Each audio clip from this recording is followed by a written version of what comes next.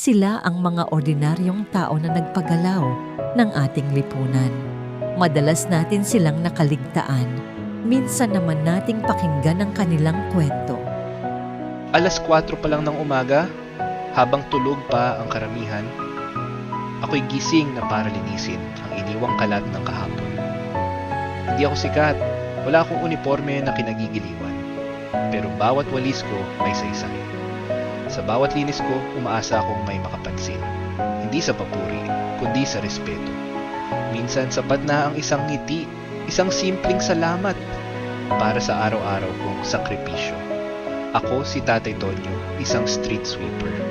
Sa bawat duming pinulot ko, may iniwan akong puso. Para simulan ninyo ang araw ng may pag-asa at pangako. Bawat pag-share ninyo ng kwento ko, mas lalo ko pang pagbutihin ang